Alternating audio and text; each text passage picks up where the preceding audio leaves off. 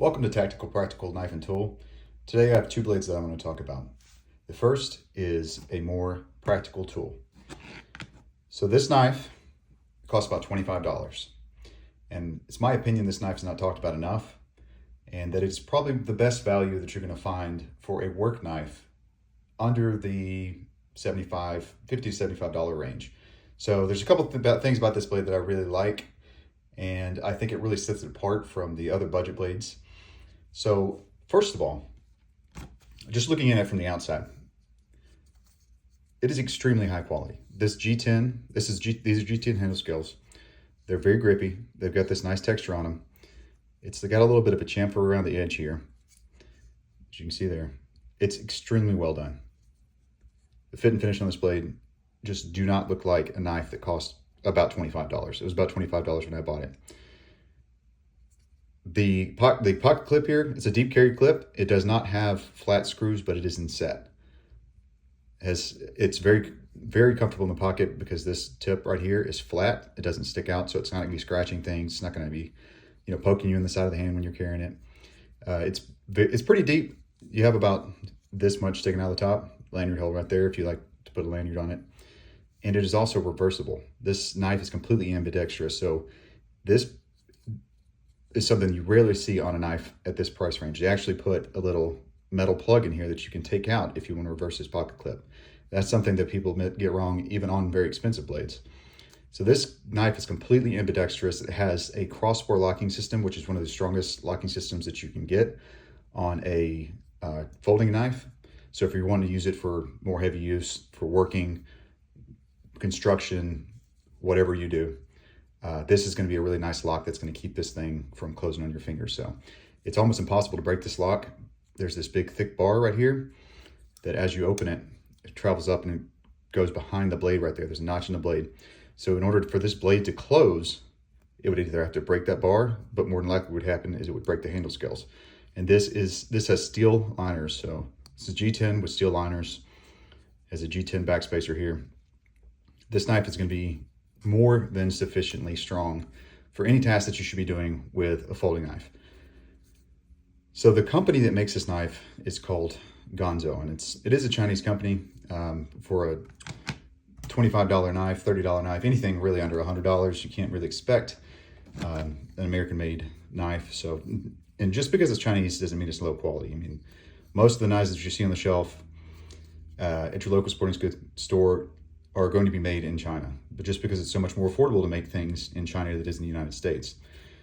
So China doesn't equal low quality. So the blade here is a clip point blade. You can see the manufacturer right there, it's Ganzhou.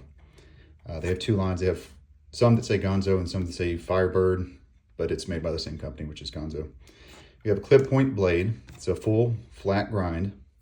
Has jimping right here on the spine of the knife. It's not very aggressive jimping. It's pretty wide. When you're holding the knife, it's kind of slick because it has this PVD coating on it, but you don't feel like this knife is going to go anywhere in your hands. It feels really stable. It has a nice neutral handle, full 4-finger grip.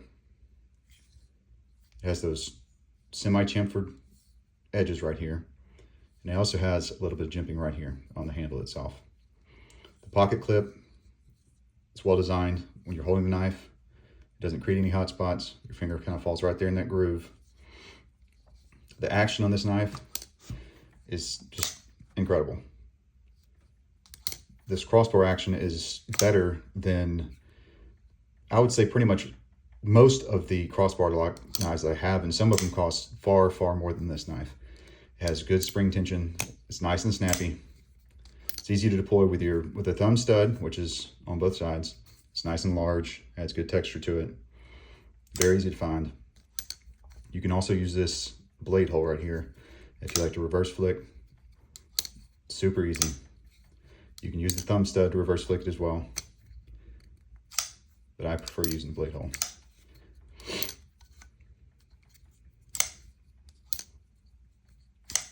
Anybody who has a lot of crossbar lock knives will appreciate a good action on a crossbar lock knife, and you can pretty much feel immediately whether they got the spring tension correct.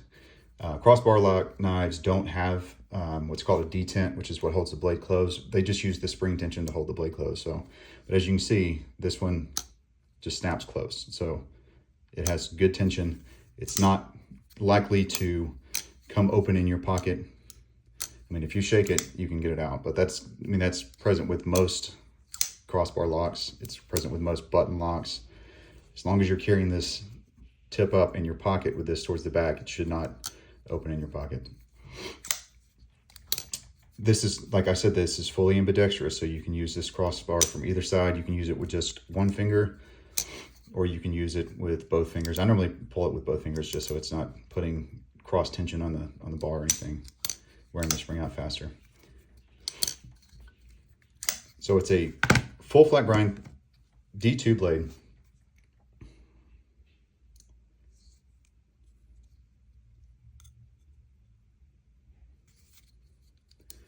It's pretty thick.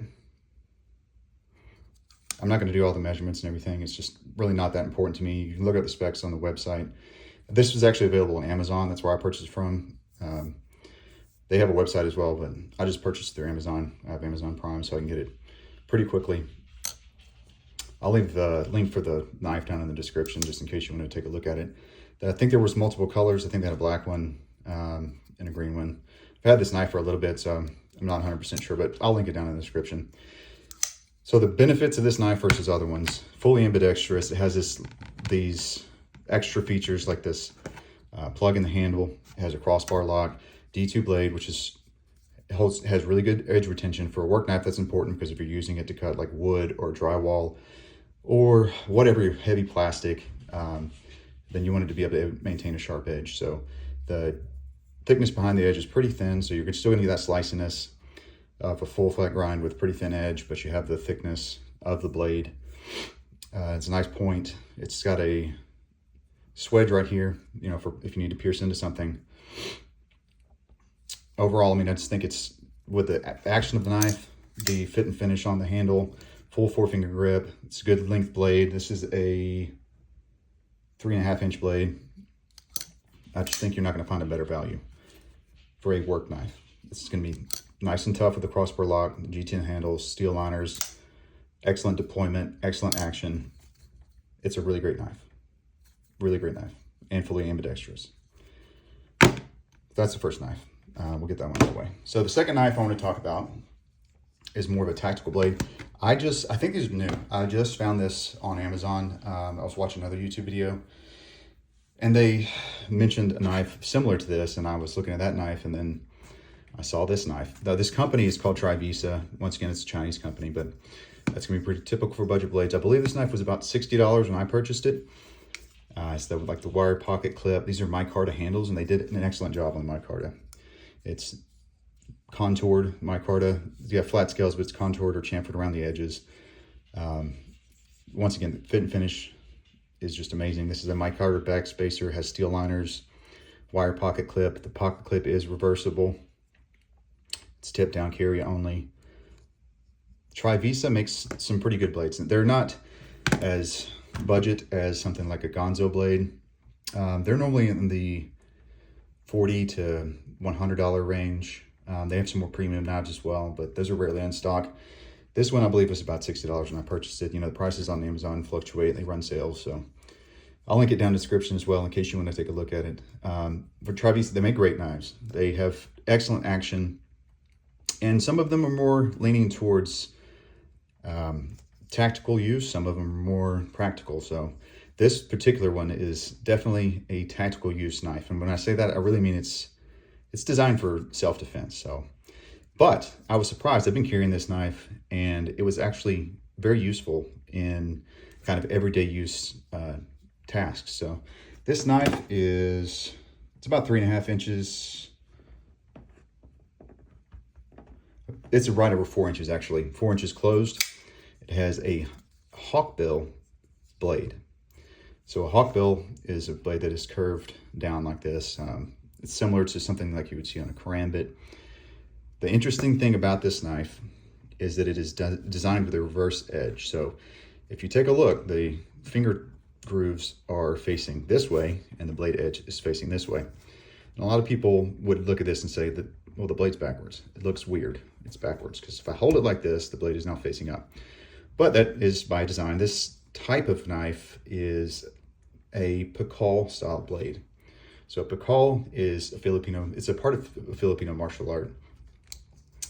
And basically it's a defensive use of a knife in which you hold the blade in towards yourself and use more pulling and drawing motions to cut. So it's designed for close quarters when you're within arm's reach of your attacker, say attacker, because we were talking strictly about self-defense. You can, draw this knife towards you to cut. So what I was surprised about is the action on this knife. It is just incredible. It's a pretty light blade, so it's not quite just, fall shut, but just a little shake and it closes. But it is so snappy. They did an excellent job designing this flipper tab. It's flipper only, and you can kind of reverse flick it if you can get your finger on that blade and give a little action, but it's really designed as a flipper only. They put the flipper tab, it's above the pivot, which if you see this, then it's going to be a great flipper. They have nice access right here. They cut this part of the handle out so you can get your finger right on top of that flipper tab. It has this jimping on it. Very easy to find this flipper tab. You just push it straight down and it just flips out. But you can push button it or you can light switch it as well. Unless you were really trying, it'd be very hard to fail to open this blade. Like if I really just try to barely push it, and you can, but I mean, it takes minimal intention just to flip this blade right open. So the Pakal style blade, you can either hold it in reverse grip like this, or you can use it in this grip right here. If you're a person that knows about just self-defense with knives, then you can appreciate this design. It is very slicey. This is a much thinner blade than something like the other knife that's more designed for work. It has jimping right here on the back of the blade. It's not really for choking up because your hand would be over this flipper tab, which turns into a guard. It's designed for holding in a traditional grip, which was also very surprising. This knife is comfortable in a traditional grip. It would be more like a sway back design at that point. You still have a great thumb groove or finger groove right here where you can grab that knife and it feels really secure. You put your thumb on the back of this and you can also use it in a traditional grip. So when I initially saw this knife and I purchased it, I didn't expect that, but I got it in hand, started using it, and I was like, well, you can hold this in like a Pakal style grip, or you can hold this in a more traditional grip. It has a nice swedge right here on the top of the blade. It's 14C28N blade steel, which is a really tough blade. There's two kind of standards for the blades. There's toughness and there's hardness, and 14C28 is more of a tough blade. So it's more likely to bend than it is to break. You don't have to worry about the edge chipping. It also takes a really screaming sharp edge. So it takes a nice polished edge. This came extremely sharp. All I did was strop it up a little bit, and it is very, very, very sharp. And because of the thin geometry on that blade, it just slices like a dream. So carrying this blade, I've just found it incredibly useful. That tip, if you hold it in this, the tip just gets right down into the material. You can cut with it. You can cut in reverse grip like this if you need to cut ropes or straps, opening packages, whatever you're going to be doing with it. It's just very useful. It doesn't look like it would be easy to use, but it's actually pretty intuitive once you get used to that blade orientation. Just these draw cuts are just amazing. And once again, that tip, you can just get it right down in material and open it up. So I'll grab some paper real quick and I'll show you how both of these knives slice, and then we'll continue. Okay, so I've got a piece of paper here. Cutting paper is really not a very good test of how well a blade is going to perform for a given task, but it just is a baseline kind of to show you that this does slice very well. There's a bend in the paper there, that's why it stopped. Let me get that in frame. It's like a laser. This thing is so sharp. And if you ever used Hawkbills, sometimes they tend to grab because it's really not what they're designed for, slicing paper. It's more the design of the blade is to draw material in as it's cutting. Excuse me. They're really good for cutting tougher materials, let's say like fabric or steak or whatever else. So, but cutting paper, sometimes it tends to tear just because it's pulling that material into the blade.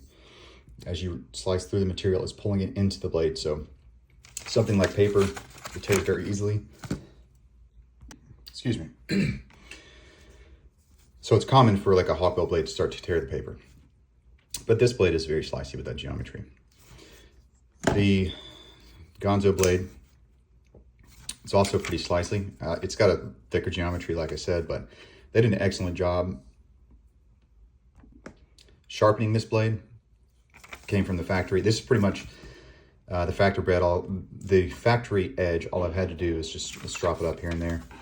I really haven't put this through a lot of hard use, and I know a lot of people can say, well, if you haven't put it through hard use, then how do you know it's a good work knife? And I can tell from the design it's going to be a great working knife. I just have a lot of knives, and I just haven't really put this through hard work. I've just used it kind of general EDC tasks, but very slicey. D2 takes a sharp edge as well. It's a little bit harder to sharpen, so typically when I'm sharpening D2, because of the hardness of the edge, I'm going to use diamond or ceramic instead of natural stone. Super slicey, even though it has that thicker geometry. Clear this up here. Let me grab some other materials, some different materials, and we'll kind of see how they perform. So this is some just like medium thickness cardboard or cardstock type paper. Once again, it slices right through. Slices right through. You can see how it started to tear there at the end. That's because of the design of the blade, drawing that material in. But if you need to draw cuts, like say you're a truck driver or something, you cut a lot of straps, ropes. This is an excellent design. You can just hook right behind the rope, pull it towards you, and it's just going to slice right through it. No problem.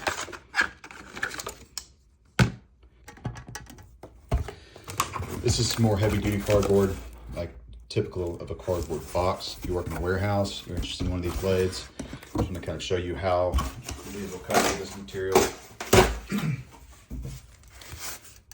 Just the corrugated cardboard.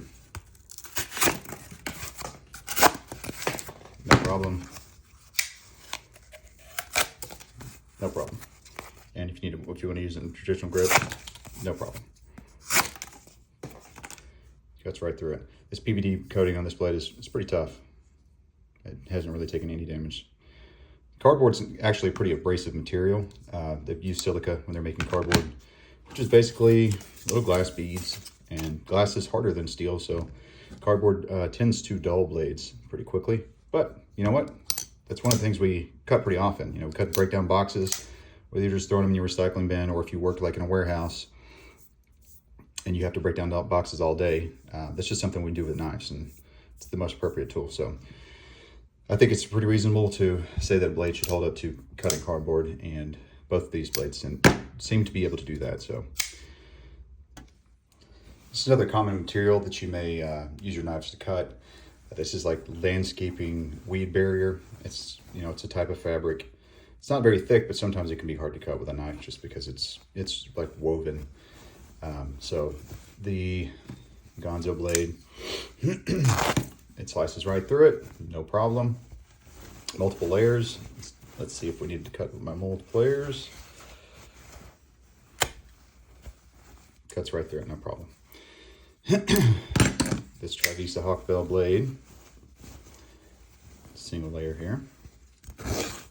Just no problem. Just slices right through it. And this is kind of where a Hawkbill blade will actually excel, when you have something pretty thick with multiple layers and you need to do a draw cut. It just cuts right through it. Absolutely no problem.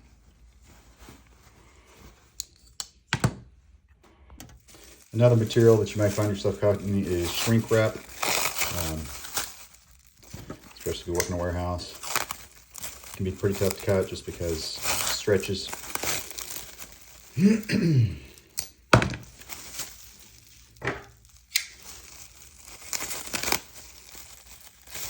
Just cut through one layer, no problem. Let's double this up a couple times.